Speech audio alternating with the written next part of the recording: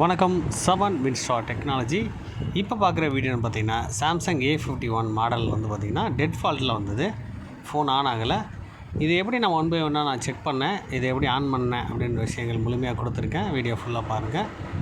First நம்ம எப்போ fault பார்த்தாலும் முதல்ல வேல்யூ செக் பண்ணணும். ஒவ்வொரு லைனுக்கும் ப்ராப்பர் வேல்யூ வருதான்னு செக் பண்ணணும். பேட்டரி கரண்ட்டோட வேல்யூ ப்ளஸ் போர்டில் வந்து பார்த்திங்கன்னா பவர் சப்ளை செக்ஷன் வரக்கூடிய பக்காயிலுக்கு வரக்கூடிய வேல்யூ எல்லாமே செக் பண்ணணும். அதேமாதிரி கெப்பாசிட்டிக்கு வரக்கூடிய வேல்யூ ஃபுல்லாக செக் பண்ணணும்.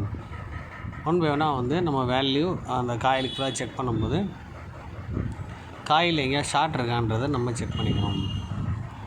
சில காயில் வந்து பார்த்திங்கன்னா வேல்யூ ரொம்ப, அதாவது ஓம்ஸ் கம்மியாக இருக்கும். அந்த ஓம்ஸ் கம்மியான காயிலில் ப்ராப்பர் வோல்டேஜ் வருதான்றது செக் பண்ணி பார்க்கணும்.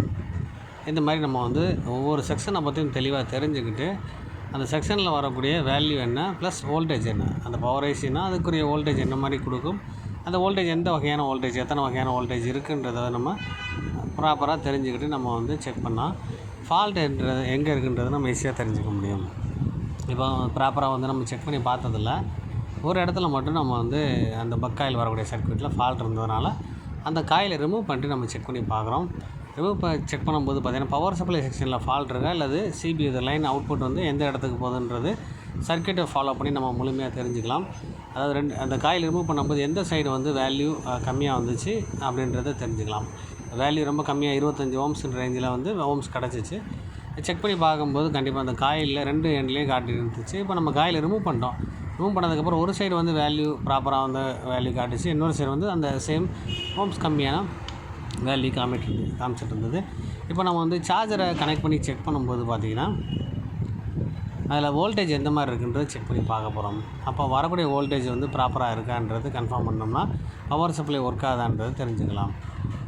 அப்போ இதை வந்து ப்ராப்பராக வந்து இதுக்கு எவ்வளோ வோல்டேஜ் வரும் ப்ளஸ் எந்த செக்ஷனுக்கு அது சப்ளை கொடுக்குற லைனாக இருக்கும் அந்த பக்காயில் அப்படின்றது தெரிஞ்சுக்கணும். அதுக்கு சர்க்யூட் முறையாக நம்ம தெரிஞ்சுக்கிட்டோம் அப்படின்னு சொன்னால் பிரச்சனை எந்த இடத்துல இருக்குது, அது கனெக்ட் பண்ணக்கூடிய லைன் எதுன்றதை நம்ம தெளிவாக தெரிஞ்சுக்கலாம். இதில் பாருங்கள், ஒரு சைடு வந்து 0.29 அந்த மாதிரி வோல்டேஜ் காமிச்சிச்சு. அடுத்து நெக்ஸ்ட் ஆப்போசிட்டில் பார்க்கும்போது பார்த்திங்கன்னா 3.5 வோல்டேஜுக்கு மேலே காமிக்குது. அந்த காயில் 2 எண்டில் ஒரு எண்டில் பார்க்கும்போது வோல்டேஜ் ஆனது 3.5 அந்த மாதிரி வோல்டேஜ் காட்டுது. இன்னும் 2 செக் பண்ணும்போது பார்த்திங்கன்னா 0 அந்த வோல்டேஜ் வரல அப்படின்னு தெரிஞ்சுக்கலாம். இப்போ அதில் நம்ம வந்து பார்த்திங்கன்னா அந்த பவர் சப்ளை ஏரியாவில் வரக்கூடிய வோல்டேஜ் வந்து ப்ராப்பராக வர மாதிரி இருக்குது. ஆப்போசிட் அந்த சிபிக்கு போகிற லைன், அந்த சிபிக்கு போதா இல்லை வேறு ஏதாவது செக்ஷனுக்கு போதான்றதை நம்ம இப்போ சர்க்யூட்டை பேஸ் பண்ணி உங்களுக்கு காமிக்கிறேன். சிக்மானிக் டயக்ராம் வச்சு நான் உங்களுக்கு லைனை நம்ம காமிக்கிறேன். அதை நீங்கள் ஃபாலோ பண்ணி தெரிஞ்சுக்கலாம். ஓகே, எந்த இடத்துல ஸ்டார்ட் இருக்குன்ற விஷயம். இப்போ நான் வந்து அந்த சர்க்யூட்டை பார்த்திங்கன்னா தெரியும், அந்த பவர் சப்ளையில் அந்த காயில் எண்டு தான் நம்மளுக்கு பிரச்சனையாக இருந்தது. 2 எண்டில் வந்து பார்த்திங்கன்னா ஒரு எண்டு வந்து பார்த்திங்கன்னா நம்மளுக்கு ஒரு கெப்பாசிட்டர் இருக்கும். பார்த்திங்கன்னா தெரியும், 3 கால் வரக்கூடிய ஒரு கெப்பாசிட்டர். இதை நீங்கள் எல்லாருக்கும் தெரியும்னு நினைக்கிறேன். தெரியாதவங்க இதை பற்றி நம்ம முழுமையாக தெரிஞ்சுக்கணும். நம்ம கிளாஸஸ் நீங்கள் அட்டென்ட் பண்ணால் கிளியராக நம்ம இதை பற்றி விஷயங்கள் கிளாஸ் எடுத்துகிட்ருக்கோம். அதை நீங்கள் ஈஸியாக கற்றுக்கலாம். இது மாதிரி இப்போ லேட்டஸ்ட்டாக வரக்கூடிய ஒவ்வொரு ஃபோனுக்கும் வந்து பார்த்திங்கன்னா ஸ்பேர்ஸ் கொஞ்சம் அப்டேட் பண்ணிகிட்ருக்காங்க. இப்போ கெப்பாசிட்டி 2 எண்டு பார்த்துருப்பீங்க. இப்போ 3 பின் 4 பின் 6 பின் இந்த மாதிரி கெப்பாசிட்டன்ஸ் இருக்குது. இது பார்த்திங்கன்னா சர்க்யூட்டில் இந்த மாதிரி சிம்பிள்ஸ் கொடுத்துருப்பாங்க, பார்த்திங்கன்னா தெரியும். இது கெப்பாசிட்டரோட சிம்பிள். அப்போ நம்ம வந்து அந்த சப்ளை ஆனது எங்கெல்லாம் இருக்குன்றதை தெரிஞ்சுக்கணும். இந்த சப்ளை வந்து பார்த்திங்கன்னா கெப்பாசிட்டருக்கு போது அதோட லைன் வந்து பார்த்திங்கன்னா சிபியூக்குள்ளேயும் கனெக்ட் பண்ணி வச்சுருக்காங்க. கெப்பாசிட்டியில் பார்த்திங்கன்னா 3 பாயிண்ட் இருக்குது. 2 பின் வந்து பார்த்திங்கன்னா கிரவுண்டில் கனெக்ட் பண்ணியிருப்பாங்க.